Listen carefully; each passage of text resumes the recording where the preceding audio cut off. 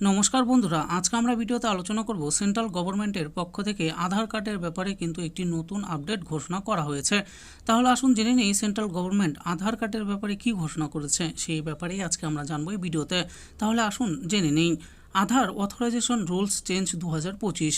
বর্তমান সময়ে দাঁড়িয়ে ব্যাংক অ্যাকাউন্ট থেকে শুরু করে বিভিন্ন ক্ষেত্রেই আধার অপরিহার্য। এই আধার কার্ডের একজনের বায়োমেট্রিক থেকে যাবতীয় তথ্য জানা যায়। এহেন পরিস্থিতিতে কেন্দ্রীয় সরকার আধার কার্ড সংক্রান্ত একটি বড় নিয়ম বদল করল। এবার থেকে প্রাইভেট সংস্থাগুলিও তাদের গ্রাহকদের পরিষেবা প্রদানের জন্য আধার যাচাইকরণ বা অথেন্টিকেশন করতে পারবে। এই সম্পর্কে বিস্তারিত তথ্য জানাবো আজকের এই ভিডিওতে। তথ্য প্রযুক্তি মন্ত্রক বিজ্ঞপ্তির বিবরণ। সম্প্রতি তথ্য প্রযুক্তি মন্ত্রক তরফ থেকে একটি বিজ্ঞপ্তি প্রকাশ করে জানিয়েছে যে দেশের মানুষের জীবনযাত্রাকে আরও সহজ করতে এবং বিভিন্ন পরিষেবা প্রদানের প্রক্রিয়াকে আরও সরল করতেই এই উদ্যোগ নেওয়া হয়েছে।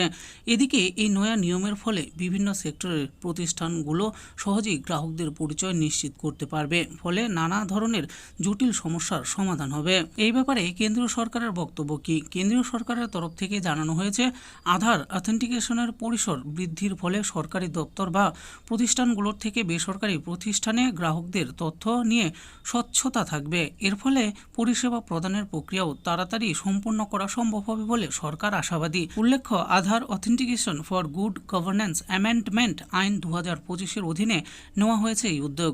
সরকারের বক্তব্য, এই নয়া নিয়মে সার্ভিস প্রোভাইডার এবং গ্রাহকের মধ্যে বিশ্বাসযোগ্য লেনদেনের যোগসূত্র স্থাপন হবে। কেন্দ্রীয় অর্থমন্ত্রীর বাজেট ঘোষণা। আগের বাজেটে নিয়ে সম্প্রতি বাজেট বক্তৃতায় কেন্দ্রীয় অর্থমন্ত্রী নির্মলা সীতারামন ঘোষণা করেছিলেন, কেওয়াইসি সিস্টেম নতুন রূপে আসবে।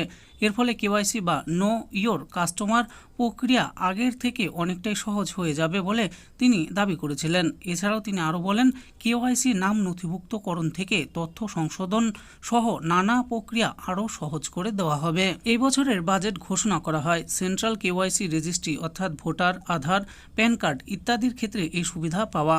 কেওয়াইসি রেজিস্ট্রির পাশাপাশি বাজেটে তুলে ধরা হয়েছে তথ্য সুরক্ষার ব্যাপারটাও। এবার আমরা আধার কার্ডের একটি গুরুত্বপূর্ণ তথ্যের ব্যাপারে জানব। যারা শেষ 10 বছরে নিজের আধার কার্ডে কোনো রকম পরিবর্তন বা আপডেট করাননি, তাদের অবশ্যই পিওএ এবং পিওআই আপডেট করতে হবে। ধরুন আপনার আধার কার্ড 2014 সালে তৈরি হয়েছিল এবং 2021 সাল থেকে 2024 সাল পর্যন্ত আপনি আপনার আধার কার্ডে কোনো আপডেট করাননি, তাহলেই আপনাকে অবশ্যই আপনার পিওএ অর্থাৎ প্রুফ অফ অ্যাড্রেস এবং পিওআই অর্থাৎ প্রুফ অফ আইডেন্টি আপডেট করতে হবে। যদি আপডেট না করেন তাহলে আপনার আধার কার্ড নিষ্ক্রিয় করা হতে পারে। তাই দেরি না করে সম্পূর্ণ বিনামূল্যে বাড়িতে বসে আপনার হাতে থাকা মোবাইলের মাধ্যমেও এই আপডেট করিয়ে নিন অথবা নিকটবর্তী তথ্যমিত্র বা অনলাইনের দোকানে যোগাযোগ করুন। তো বন্ধুরা, দেখে নিলেন আজকে আমরা ভিডিওতে আলোচনা করলাম সেন্ট্রাল গভর্নমেন্টের পক্ষ থেকে আধার কার্ডের ব্যাপারে যে নতুন ঘোষণাটি করা হয়েছে সেই ব্যাপারে। তো আপনাদেরকে আধার কার্ডের ব্যাপারে কি বলা হয়েছে সেটা আমি ভিডিওতে আলোচনা করেছি। আশা করি ভিডিওটি আপনাদের ভালো লেগেছে। আর এই ভিডিওটি যদি আপনাদের ভালো লেগে থাকে তাহলে অবশ্যই একটি লাইক করবেন। আরও এরকম নিত্য নতুন স্কিম ও আপডেট সম্পর্কে জানার জন্য আমাদের এই চ্যানেল বাংলার স্কিম চ্যানেলটিকে অবশ্যই সাবস্ক্রাইব করবেন।